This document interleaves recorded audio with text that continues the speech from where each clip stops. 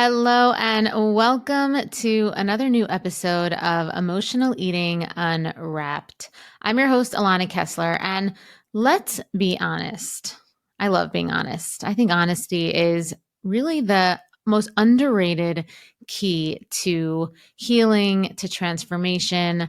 But let's be honest about why most people are taking GLP-1s, okay? And it's not because they want to manage their blood sugar. It's because they want to be thin. And that is not something to be ashamed of. If you've been listening to my podcast, if you've been listening to anything I've been saying on social media, I do not think wanting to be thin, wanting to feel light in your body, wanting to feel good in clothes, comfortable in your own skin, and taking actions, intentional actions where you actually express that desire, I don't think there's anything wrong with that at all. I think that is human. That is human, and we are humans. So, go full send on that. I'm all for that. And that is really what I help women do, right? I help women own that desire and do it in a way that's healthy. And so, why I'm talking about this is because what I'm seeing with the GLP-1s that are being used for this purpose. Now, let me just preface by saying that GLP-1s that are used for diabetes, obesity, PCOS, totally medically sound. Okay, I'm not knocking this at all. But what I'm seeing more and more is this quiet side effect, this underbelly side effect that a lot of people are not talking about, which is, yes, you lose weight. Yes, you get the body you wanted, but there's also costs. You lose something else in the process. Okay, I've had women tell me, I don't think about food anymore, right? I've had women talk to me on GLP-1s. I work with women who are on GLP-1s. This isn't like a either or situation with me and the women I work with, or, even the men, the people I work with. It's not an either or thing, but I have them say to me, I don't think about food anymore. The weight's coming off, right? I'm wearing these ties that I never thought I'd wear before. But if I'm being really honest, I also don't feel much of anything. Right? Not excitement, not pleasure, just kind of like apathy, right? And at first, maybe it was calm, right? Like first they felt calm, and that calm was good, right? That calm was good because it was quiet, quieter. Okay. But the calm is nice until you realize that it's actually not peace, it's numbness. Okay, it's not peace, it's numbness. It's the kind of numbness that over time has the potential to make life feel really flat, kind of dull, even when your body is smaller too. Like a really kind of disappointing feeling that arises that I think for some people is really even hard to acknowledge and accept, right? Because we project all of these emotional ideologies onto what our lives would be when we lose weight. And in some areas, weight loss does unlock certain confidence milestones and certain things about your personality that maybe you weren't as confident with before. And that's great. But oftentimes more emotional, deeper kind of feeling things that we expect weight loss is going to give us, it doesn't do that unless there's some deeper work that's been done as well. Okay. So let's talk about this new kind of quiet a little bit more, because when you've lived most of your life in chaos, with food, with dieting, with eating, constantly overthinking, right? Micromanaging, overcorrecting, calculating, overeating per se, the silence feels like a dream for real. Like I totally see the appeal. So when GLP-1s finally turn the noise off, it completely feels like freedom, right? There's no cravings, no constant battle in your head. You don't feel like you're being pulled by some invisible force into a jar of cookies or a pint of ice cream at night, right? Like there's none of that. But over time, that quiet can start to feel sterile, right? You're not having that hunger and that compulsion anymore, but you're also not having that aliveness. You eat because you have to, which on some levels, like what we talk about a lot as food as function and all these different things, but it's not that black and white, right? Like part of learning how to eat for weight loss is, yes, eating when you have to and reducing the amount of time that you mindlessly eat or compulsively eat. But you're not supposed to never eat when you want to. It doesn't have to be like, I only can eat when I have to or when it's time. I can't ever eat when I just feel like it or I want to or I have a desire to. That's not the reality of a healthy relationship with eating or in even like an eating style or even how normal people eat, right? Like there's this whole thing now, eat like a normal person. Normal people eat when they have to, but they also eat when they want to, right? They just understand how not to let that when you want to part become a binge, become a spiral. That's the skill.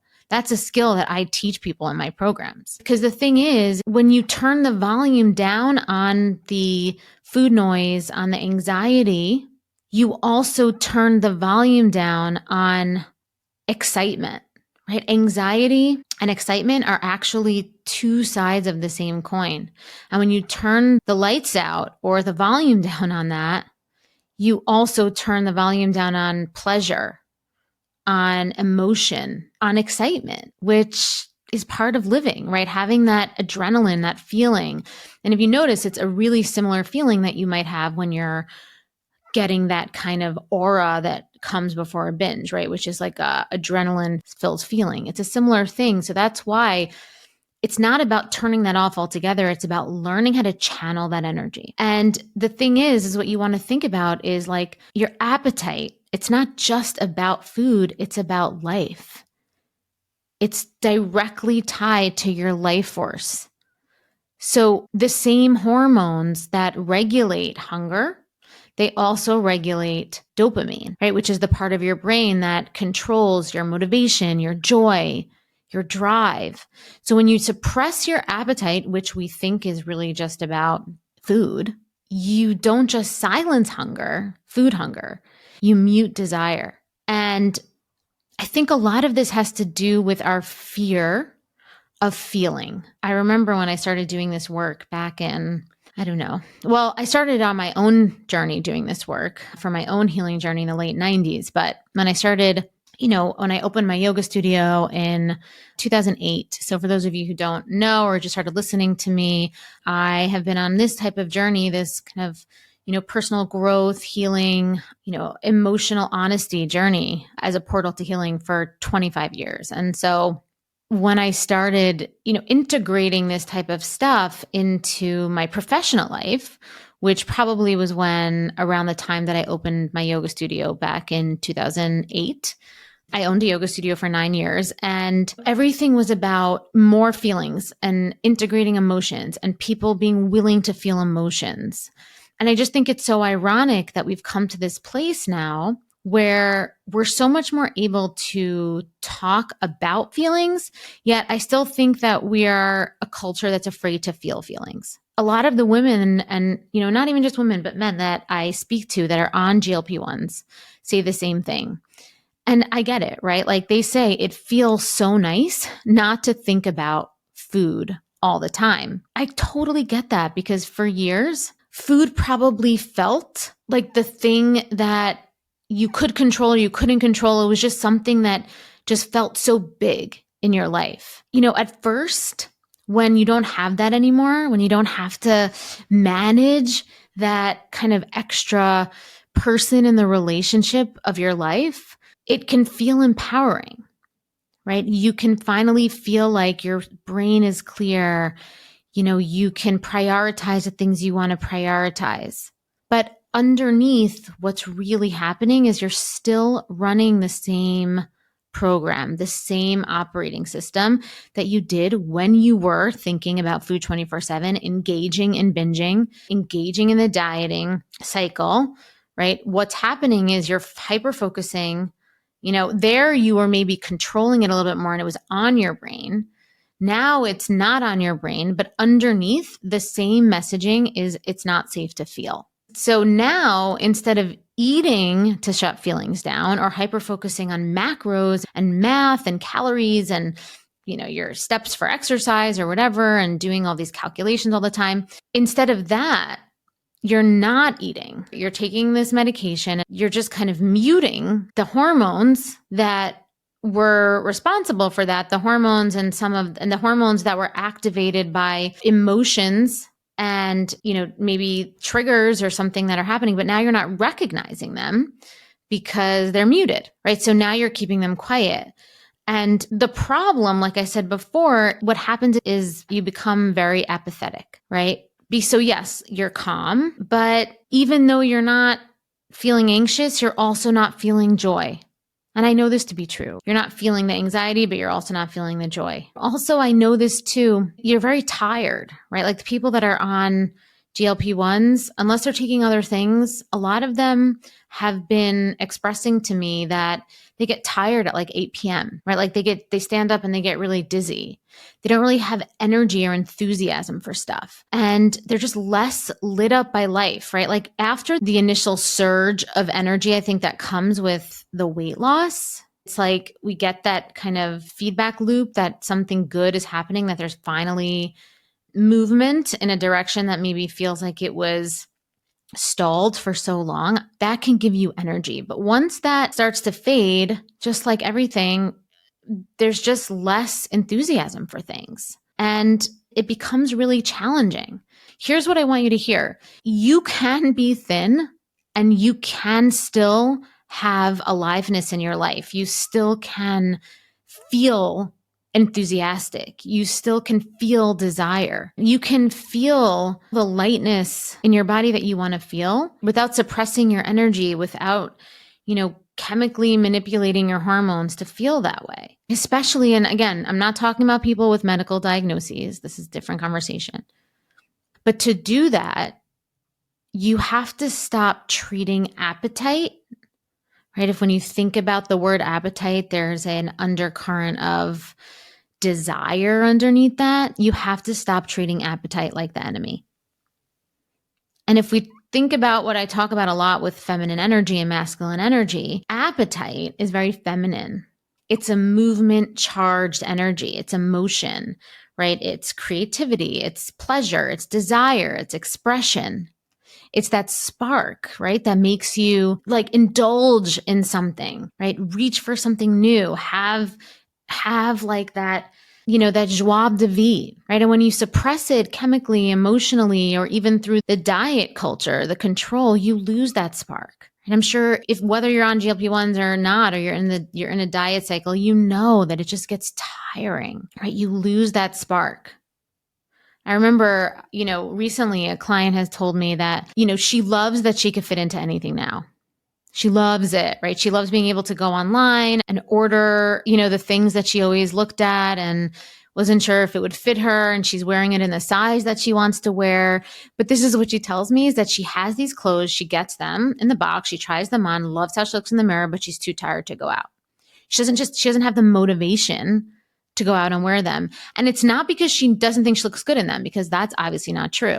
The clothes fit her. She has that positive feedback from the clothes fitting her. But what I was saying earlier on, that is not giving her enough motivation to go out, because something else is blocking that. She doesn't want to go out. She doesn't look forward to dinner. She said, I thought that having this body would give me the impetus to have more enthusiasm, but now I just feel kind of blank. Now I just feel kind of like apathetic. I don't know if she used that word, but that's the word that I, think it describes it really well. And this is the trade-off. Okay, this is the trade-off that I see over and over again. Okay, you get the smaller body, but the life is smaller because the capacity to live it is smaller. That's what you're doing with this chemical when it's not really indicated for anything other than weight loss.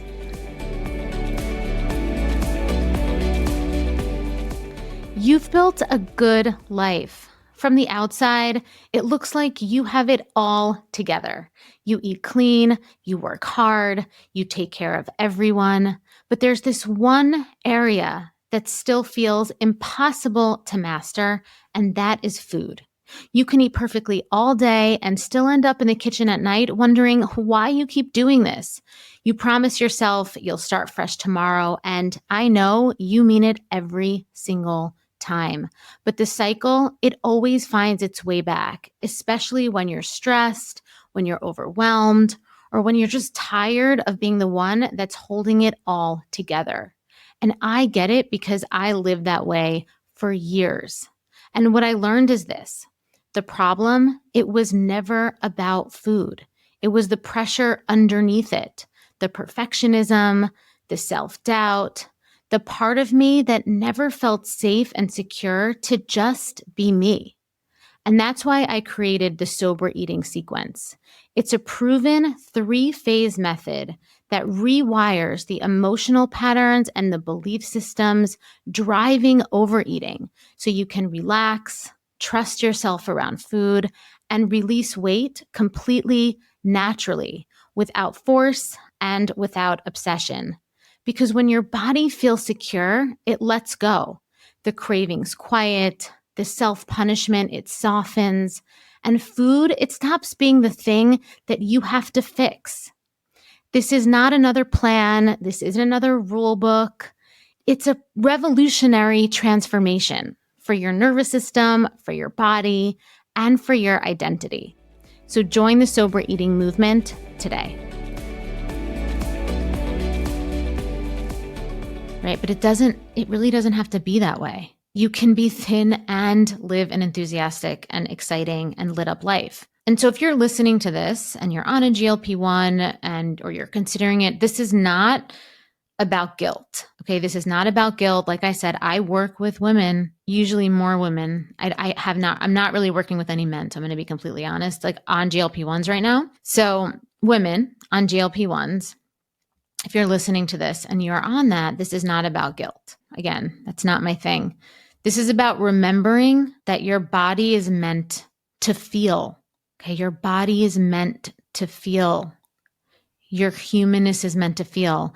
And you can have your results, your weight loss results, your body results, while also having feelings, negative feelings, great feelings, right? There's no need to be afraid of having impulses, compulsions, desires.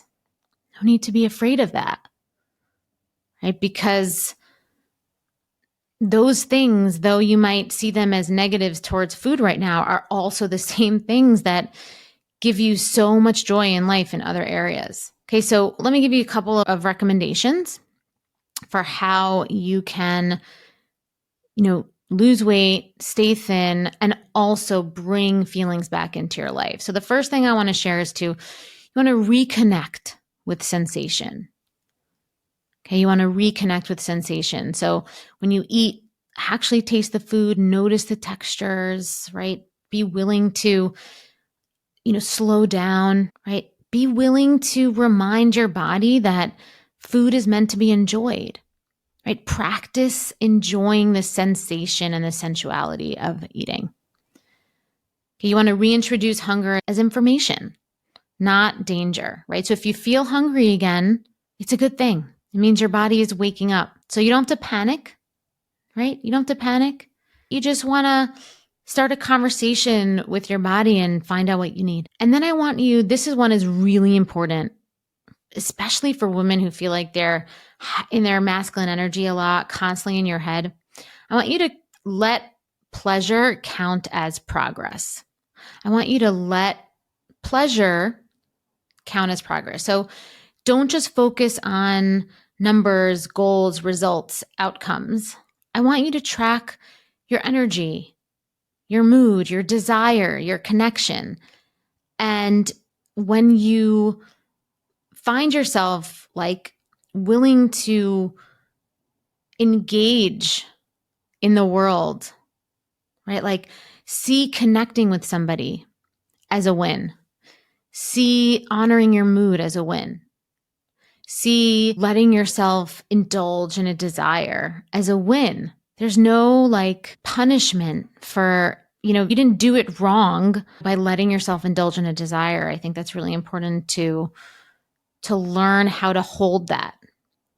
Like how, that's a big skill that I teach people, right? Like how to allow yourself to receive desire without feeling like you've messed up. Okay. Because the truth is, both things can be true. You can be thinner if you want. You don't need to lose the vitality of life, but only if you let your nervous system learn that both things can be true. Like I said, hunger, desire, appetite, and being safe and stable and steady and in control, not controlling yourself, but in feeling in control can exist in the same body. Okay. Because freedom, peace, ease, whatever in your mind is your ultimate feeling that you want to get when you're like, this is how I want to feel when I'm better or when I'm healed. If you're listening to this right now and I have a good relationship with food, this is what it means to me, right? I'm going to feel free. I'm going to feel peaceful. I'm going to feel ease.